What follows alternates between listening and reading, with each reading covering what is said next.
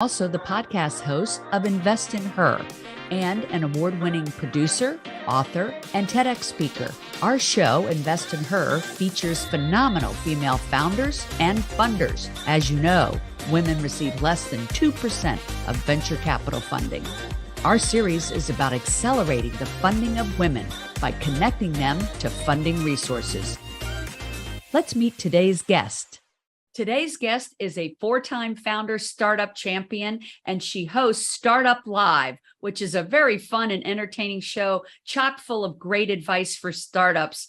I want to welcome to the show the host, Ande Lyons. Hi, Ande. How are you? Hey, Catherine. I am so delighted to be here. And hey, I love that we're switching the tables because I had the delicious experience of interviewing you on the Startup Life Live show. Everyone loved you and learned so much from your founder journey.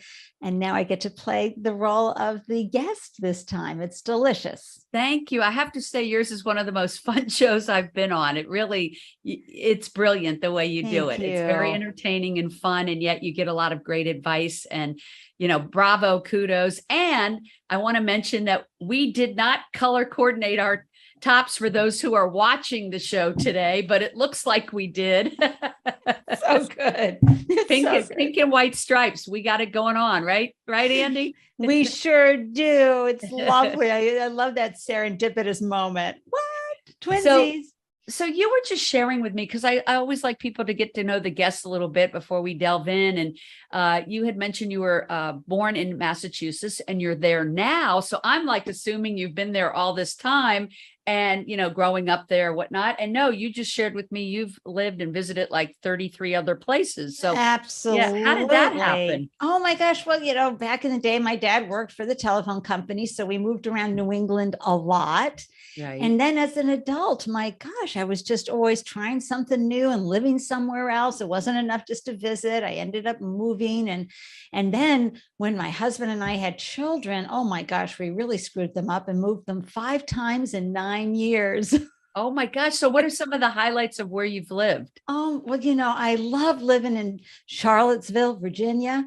It was just so beautiful, horse country, and just that's when I really got to know hospitality. Yeah. Come on over. I lived in Denver during my Wonder Bread years, where I grew in 12 different ways. That's an age thing, I know. But I lived there for about... Unfortunately, I know that Wonder Bread thing. I grew up with it too. And by the way, I also grew up in Virginia, but closer to Washington, D.C. So not out near where you were, which is beautiful. But it's all beautiful. I was just in D.C. and I forgot really how incredibly beautiful it is. Oh my gosh, those Blue Ridge Mountains, Shenandoah Valley, the home of Thomas Jefferson, Virginia, the shoreline, it's just a gorgeous Commonwealth. And then, Denver, my gosh, I hiked every 14,000 foot peak. I had a whole, incredible experience there. We lived in Pacific Palisades for 2 years when we had our .com. Oh my gosh. I put duct tape on my car because I felt these people take their cars way too seriously here. Well, so that now you just mentioned you had a startup there. So tell us, you had 4 startups. I know that you really help other startups, with everything, advice on investing and how to grow their company and whatnot.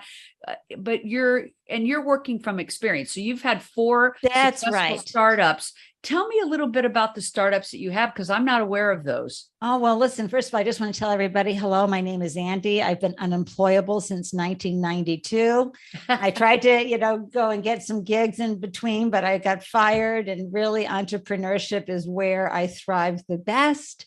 And so, dabbling in a lot of different areas, but during the .com, I joined forces with my husband, and we had a phenomenal .com. College Broadcast was the name. We provided entertainment content to over 250 campuses. And so I'm familiar with that. Yeah, I think I was doing some business with that, like getting programming on there and whatnot. My gosh, Catherine, that would have been ideal. So this was 98 through 2000, and we raised over 8 million. And one of my favorite stories is that Bear Stearns, may they rest in peace, were coming in for $14 million. But when you are a founder and you raise capital and you get people on the board, you lose a lot of your voting capability, and you get influenced by other investors who are in. And we ended up turning it down because that was around the end of 1999, mid 1999, and everybody was darn cocky. Yeah. Okay. And why dilute further? We're going to be fine, right? We weren't. Yeah, I remember that. I actually, for a couple minutes, worked with a company called mycity.com, and they were just blowing through millions in that .com boom when they just had so many millions flowing in. It does seem nowadays, maybe not so much since the change in the financial arena right now, but in the last few years, a lot of money flowing into venture capital. And right. Well, what I learned from a guest I had on recently, Courtney from Recast Capital, explained to me the difference between the .com days versus today, which was in the .com, founders were just throwing out ideas, doing things. They weren't as buttoned up as they are today. So today you get a lot more training in how to pitch. You really understand your cap table. You're getting trained in governance. There's a lot of resources between accelerator programs or shows like mine, where people teach you those relevant things. You have a great opportunity, Catherine, where folks can learn how to prepare for angel investing or for angel investors. So, people are out there sharing resources and getting you buttoned up. We did not have that back then. And I'll tell you, the thing I always bring up is the launch parties were extravagant. And we were in Southern California, so they were really hot and amazing. Yes. In Miami too. That's where I was. Yeah. People don't know the amount of money that was flowing into just like nonsense .coms. It was crazy. And then most of them were male, so they were getting all the money, because obviously the females weren't getting that kind of funding, which is, still the case, Still the case. But I remember I got interviewed by Wired magazine, and I said, this culture was founded by young men sleeping on the couch, working 24/7. That is not family friendly. This is ridiculous. This is never going to be sustainable. And the other thing I took away from it was the fact that these founders were, again, so cocky. They would get picked up and purchased by a bigger company. And what did they do? They put their stock into the company that purchased them instead of quickly, diversifying their portfolio. So one minute they were high on the hog, and the next minute they were broke because they kept the money in the .com world. What a disaster. Right. Well, your Startup Live has a lot of interesting guests like the one you just mentioned that bring a lot of information to the table for startups. And of course, your background in having done this 4 times. Oh my gosh. You bring a lot of great advice. I had told you I was going to ask you, what would be 4 or 5 pieces of advice you would give to our listeners who are either wanting to start a business right now, or maybe, level up a business that they've started? Well, let's speak to the ones who are thinking of starting a business. When you think of dream team, Catherine, you think about your talent acquisition, who you're going to have on your team. And I'm telling you, the dream team is your attorney. It is your CPA, your accountant. It is your insurance broker. And it's your banker. These are the people who protect you, and you need to be protected. Do not go on legal Zoom, folks, for anything. I have horror stories of folks who just did, back of the napkin operating agreement, basically with a co-founder who decided to jump out, and then they've got 8% of that business for never doing anything. That's just a quick example. You need your attorneys to protect you, and everybody. A good bank out there, like Silicon Valley Bank, for example, they're going to give you the support and help give you the training that you need so that when you do grow and you're ready for investment or Series A, they're going to take care of you, make sure you get the introductions.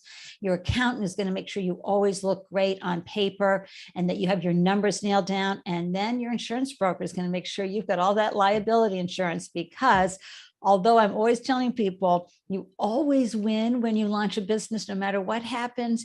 You don't want to get completely thrown into bankruptcy or in jail. So Yeah. get that Hello. dream team in place. And the Right. other thing, to the newbie founder folks who are thinking or on the fence about launching a business, you will win no matter what happens. You may find out it's not for you, entrepreneurship. You're going to get so many skills that are going to level up who you are. You're going to become much more valuable back at a company that can hire you, or maybe you'll get picked up by a startup. Or if you are feeling the love for entrepreneurship, first business, second business, there's no guarantees. It's always about the possibility. So you start over, but you're going to be coming at a much higher level of awareness and understanding of what to do. Remember the PayPal guy? How many fails did he have? 4 fails, big fails, awful fails, and then he launched PayPal. So, It was somebody, I forget which billionaire said this, but he said something like, you can have 7 losses and 1 win, and all anyone will remember is your 1 win. that's Because, right. if it's a unicorn and it's big, that's what they're going to remember. They're not going to remember that you had 7 losses, and they probably did have 7 duds before they Right. hit it. Yeah. The other thing is, I want to make sure that whether you're a current founder or thinking about it, be really clear, become more self-aware about what success looks like for you. Mhm. Outside, people are going to say, unless you're a zebra or a unicorn, you're nothing to me, right? No, you decide, are you feeding your family?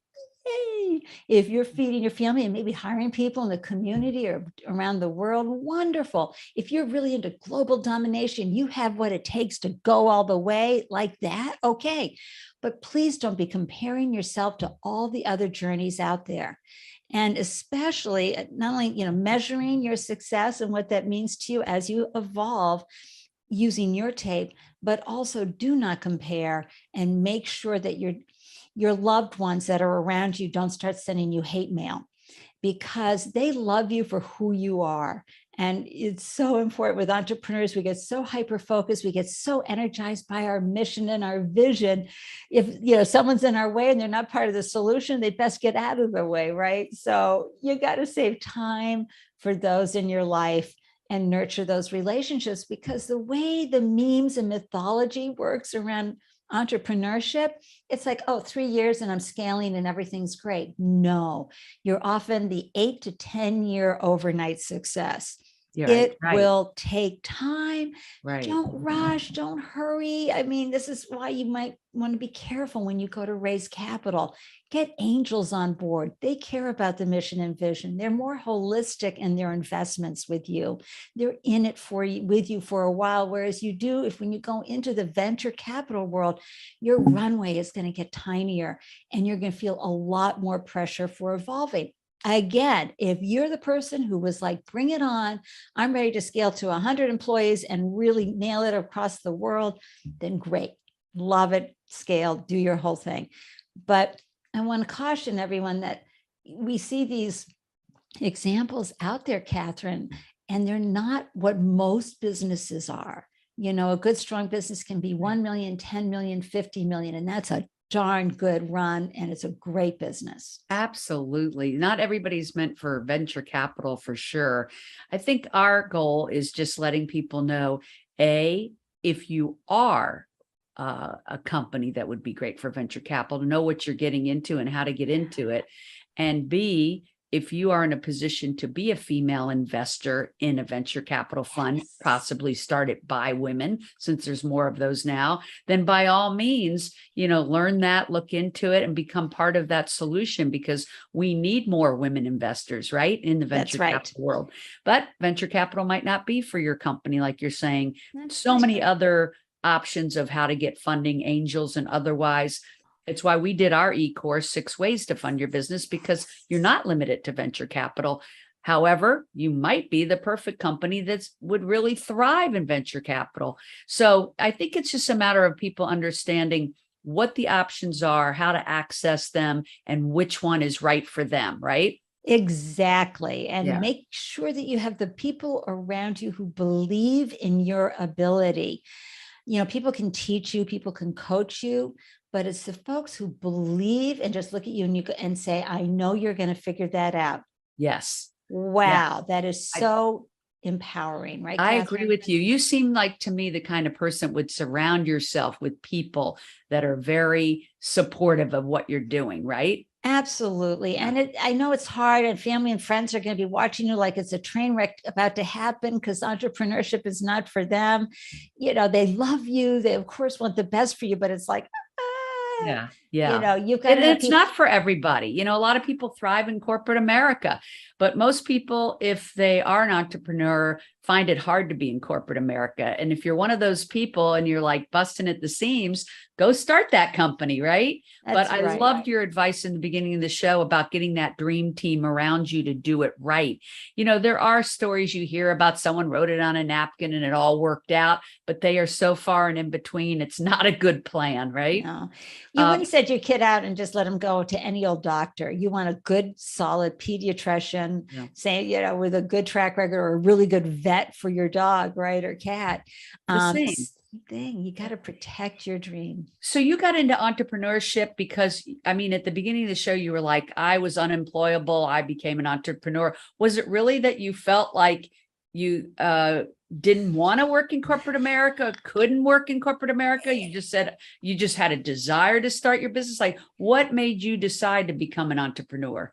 Thank you for asking this question, because I grew up in a home where that was just, what? Have your own business? Never. Right. So I had no role models. And frankly, I would just say I was a reluctant entrepreneur, meaning that I was not what investors would like to see: strong founder market fit, all these. I had none of that. Every business I had came out of the blue, it seemed. And then there I was running it and making it happen.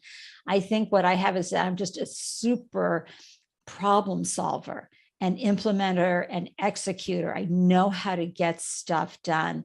And so for me, in corporate America, folks, as one of my friends who was just a big HR person, she'd say to me, like, Andy, she'd run her finger down my body, we don't hire this. So I go, okay. But I think a lot of times it's because, I probably wanted to take charge and rule the world. But so this is how I found to do this and have a certain way of life that worked well for me. And I want to say too, I went on and had a food business, which is, I often say, as God is my witness, I'll never do anything with a shelf life again. But, you can find so much creative ways to bring products to market. So for example, I got certified as a woman-owned business through WeBank, the Women's Business Enterprise National Council, this gold standard for certifying women-owned businesses. And I got picked up by Aramark, Compass, Sodexo, all the food service companies who let me keep my margin. I didn't have to do all the games at the grocery stores and Whole Foods and everybody makes you play. There's no margin in that. And they just shipped me out everywhere. I was in so many corporate campuses, so many college campuses, hospitals. Dana-Farber Cancer Hospital here in Boston would buy it and give it out free to their cancer patients, my product, because it was so good. So I had a great 5-year run with that business, but things happen. My two of my primary products got wiped out agriculturally. And this is, again, people don't talk to you about this, but Mother Nature can really take you down. Right. And I thought, well, I'm about to scale into like what I call the Kellogg's form of production. I'll make that up. I was raising $250,000 at that point. And then my the current manufacturing facility I was using, got hit by lightning and burned to the ground. Wow. And then I was like, that stopped me in my tracks. And then, no kidding, 2 days later, my husband came home in the middle of the day. He'd been laid off. We had a 9 and a 7-year-old at home. And we were like, oh my gosh. Wow. It was just, could not recover from that. Just completely shut the business down. So I cried for months. And so did my customers. Yeah, well, entrepreneurship is certainly not easy, but obviously you did bounce back. You are resilient. And in order to be an entrepreneur, you have to be resilient, right? Right. And now you help other entrepreneurs to flourish, right? Absolutely. Here in Boston for 3 years, I ran a monthly pitch event here.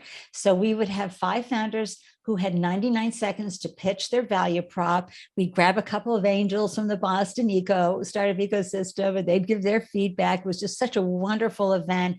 And I participate in a lot of accelerator programs so that when COVID hit, and being an extrovert who needs to be with people to get her batteries filled again, I thought, okay, I had been a live stream host and a podcast host since 2012, 2013.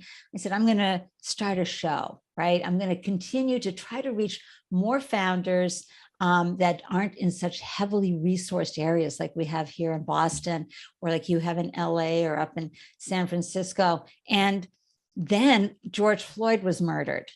And I was part of a group where I was about 75 people, and I was one of 4 whites, I think, in the group. And I got just so much deeper understanding of the lack of amplification for diverse founders. And I said, okay, I'm going twice a week. I'm going to amplify diverse founder voices. And this is how I'm going to help. I'm going to try to reach folks, not just in the pockets in America where they what support, right? Zero, but also parts of the world that don't have, what are investor questions or questions for investors? What are these documents, one pagers and pitch decks? What is the loan to value, LTV, CAC ratio? How do I calculate that? What's customer acquisition? All the things that we figure out here and get so much support on. I want to be sort of like an entertaining moment of grabbing these nuggets that you need to think about as a founder. Right, right. So your show, Startup Live, provides all that information. And I think that's great. What a wonderful resource. And you always do it in an entertaining way. So where do people find Startup Live? Okay, so it's Startup Life Live show, and you can just, wherever you see Ande Lyons, that's where it's going to be. So we're on YouTube, LinkedIn, Facebook, on the podcast as well, the Startup Life Live show. And I just want to tell people, we talk about the disasters. I have shared, my guests have shared the most horrific things that can happen to a business and how they got on the other side of it. So if you're feeling stuck, this is a great place to come. Feel less isolated and siloed, and see how other people have crawled through and gotten through the other side, even though they thought, gosh, it's done, put a fork in it. They got over it. I love it. It is Startup Life Live. It's a fun show. It's an engaging show. It's a show filled with wonderful content and advice. Thank you for doing the show. And thank you for being our guest here today. Thank you. And women, keep asking for that money. You can do it. It's out there for you. Absolutely. You can find Ande Lyons, that's ANDE, and then LYONS for those just listening in on LinkedIn or on the other social media. You can, of course, find me, Catherine Gray, Invest in Her or She Angel Investors on all of the Facebook, Twitter, and Instagram as well. Please reach out to us. We're here to help you. That's why we do these shows, to provide you financial resources and how to connect. And if I could bottle up Andy's energy and positivity, I would, and I would sell it. We would sell it. Well, you laugh yourself to keep from crying, right? It's a great journey. Thank you so much for being on. Everybody, make it a great week. Remember to invest in her, invest in another woman. We're here to support each other. Make it a great day. Remember, if you're looking to launch a business or grow your business, check out our e-course, 6 Ways to Fund Your Business, available at sheangelinvestors.com.